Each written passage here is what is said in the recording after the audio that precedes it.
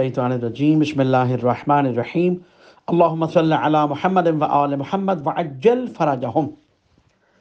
انتہائی برکتوں والی رات اور فضیلت والی رات شب قدر۔ آج 21ویں ماہ رمضان کے اعمال ذکر کیے جائیں گے، جو کہ دوسری قریب ترین شب قدر تصور کی جاتی ہے، اور ذکر کیا گیا ہے کہ اس رات کی فضیلت 19ویں رمضان کی رات سے زیادہ ہے، اور 19ویں رات کے جو اعمال مشترکہ ہیں وہ اس رات میں بھی بجا لائے، جو پچھلی ویڈیو میں ہم نے ذکر کیے تھے۔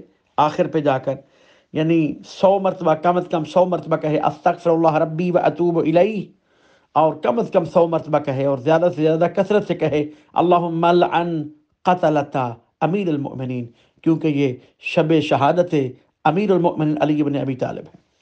دیگر اعمال وہ اعمال مشترکہ میں ذکر بھی کیے جا چکے ہیں، دوبارہ ذکر کر رہے ہیں کہ غسل کرے، اور غسل کی نیت ہوگی غسل شب قدر کرتا ہوں یا کرتی ہوں قربتاً الی اللہ، اور اس غسل کا بہت زیادہ اجر و ثواب ہے، اس سے بے شک گناہوں کی تخفیف ہوتی ہے۔ شب بیداری کرے کہ شب بیداری کرنے کا بے حد ثواب ذکر ہوا ہے، اور شب بیداری کرنے سے انسان کے سارے گناہ معاف ہو جاتے ہیں۔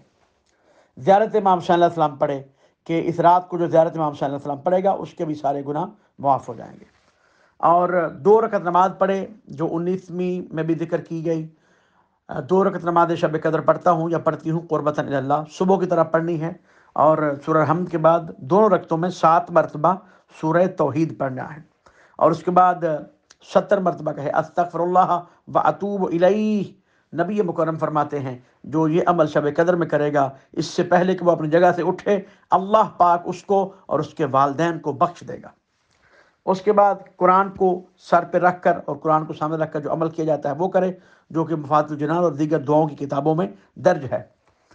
100 رکعت نماز پڑھے جس کا بہت اجر و ثواب ہے۔ دعائے جوشن کبیر پڑھے۔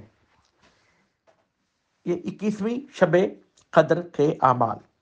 یاد رہے کہ 40 ہجری میں رمضان کی اسی 21ویں رات میں حضرت امیر المؤمنین علی بن ابی طالب علیہ السلام کی شہادت ہوئی تھی، لہذا اس رات آل محمد اور ان کے پیروکاروں کا رنج و غم تازہ ہو جاتا ہے۔